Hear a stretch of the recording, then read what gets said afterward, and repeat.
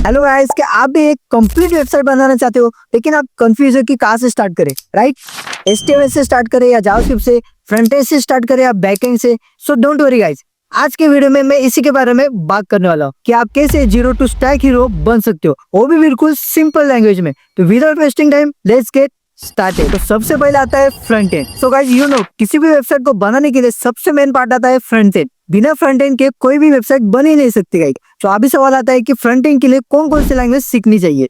तो सबसे पहले मैं आपको सजेस्ट करूंगा सबसे main and important language HTML, CSS and JavaScript. तो सबसे पहले आप HTML से स्टार्ट कर सकते हो। अगर आप बिगिनर हो तो आपको HTML से ही स्टार्ट करना चाहिए। तो इसकी वजह से आपको एक आइडिया आ जाएगा कि प्रोग्रामिंग लैंग्वेज कैसे वर्क करती है। तो गाइस सबसे पहले HTML की हेल्प लेके आप कोई भी एक वेब पेज बना के देखो, जिसकी वजह से आपको एक आइडिया आ जाएगी और आपकी प्रैक्टिस भी होगी। तो इसके बाद आता है CSS। ये भी काफी इंपॉर्टेंट लैंग्वेज है गाइस। विदाउट CSS के आपकी वेबसाइट कुछ भी नहीं गाइस, बिकॉज वेबसाइट का ओवरऑल स्टाइलिंग का पार्ट CSS से हैंडल कर। तो इसके हेल्प लेके आप कोई भी वेबसाइट को डिजाइन कर सकते हो, उसका लेआउट बना सकते हो, कोई भी एनिमेशन बना सकते हो। अभी ये तो हुआ HTML, CSS। इसके बाद आता है जावास्क्रिप्ट, जो कि काफी पॉपुलर लैंग्वेज है। तो इसके मार्केट में कई सारे फ्रेमवर्क आपको दिखाई देंगे, लाइक React.js, Node.js, एक्सप्रेस, ऐसे कई सारे फ्रेमवर्क आपको दिखाई देंगे। तो आपको जावास्क्रिप्ट सीखना बहुत ही इंपॉर्टेंट है, क्योंकि यह आपके वेबसाइट में डायनामिक फीचर्स ऐड करते हैं, जैसे कि button click event, animations, form validation, ऐसे कई सारे फीचर्स आपको जावास्क्रिप्ट के हेल्प लेके आप वेबसाइट में ऐड कर सकते हो। तो गाइस इसके बाद आपको React.js सीखना चाहिए। ये काफी पॉपुलर जावास्क्रिप्ट की एक लाइब्रेरी है।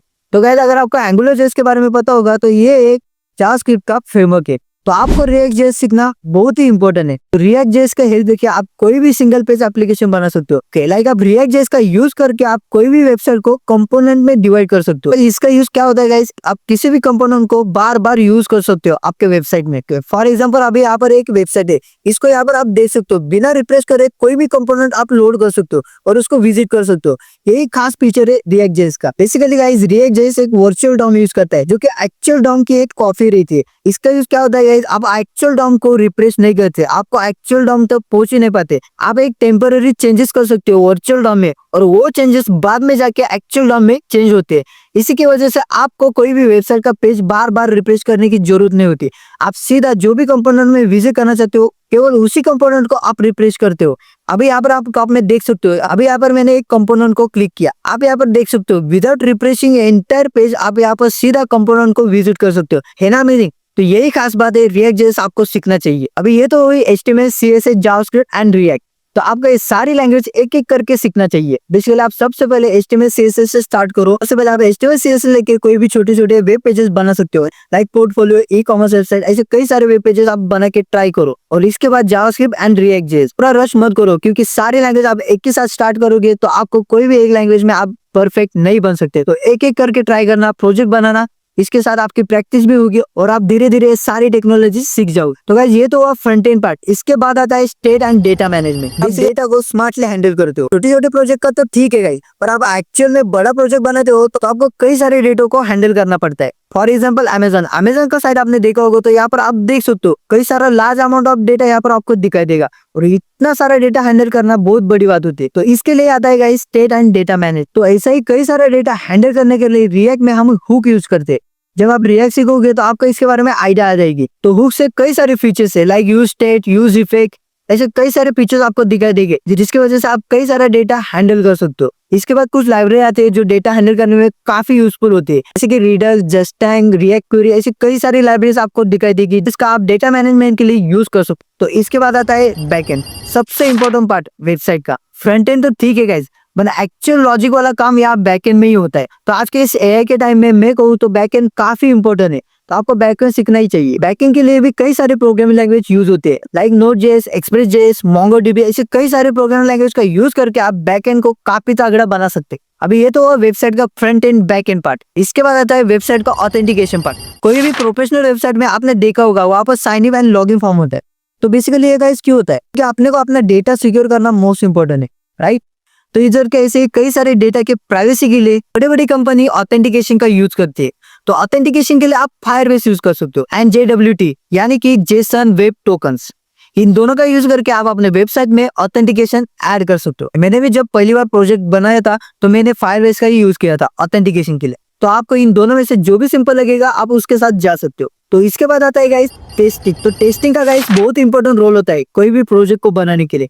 आप बड़े बड़ी कंपनी में अगर काम करने जाओगे तो आपको वहां पर दिखाई देगा बिना टेस्टिंग के कोई भी प्रोजेक्ट डिप्लॉय नहीं किया जाता। टेस्टिंग का बहुत इंपॉर्टेंट रोल होता है कोई भी प्रोजेक्ट में। टेस्टिंग की वजह से गाइस आप कोई भी वेबसाइट को बग फ्री बना सकते हो। जब भी आप टेस्टिंग करते हो तो आपको एग्जीक्यूशन के टाइम में ही आपको एरर मिल सकते हो और आपको उसी टाइम में उसको सॉल्व भी कर सकते हो। इसलिए टेस्टिंग बहुत ही इंपॉर्टेंट होता है किसी भी प्रोजेक्ट में। तो इसके लिए आप रिएक्ट जेएस की जेएस लाइब्रेरी यूज कर सकते हो। इसके बाद पोस्टमैन जो काफी पॉपुलर है टेस्टिंग के लिए, मैंने भी यूज किया था मेरे प्रोजेक्ट में, तो इसको भी आप जरूर ट्राई करो। नेक्स्ट आता है इंपॉर्टेंट गिट एंड गिटहब, जिसको काफी सारी बड़ी बड़ी कंपनी यूज करते हैं टेस्टिंग के लिए। फ्यूचर में आप सीनियर डेवलपर के साथ अगर काम करोगे तो आपको गिटहब के साथ काम करना पड़ेगा, क्योंकि आप इसमें साइड बाय साइड अपने प्रोजेक्ट के एरर सॉल्व कर सकते हो।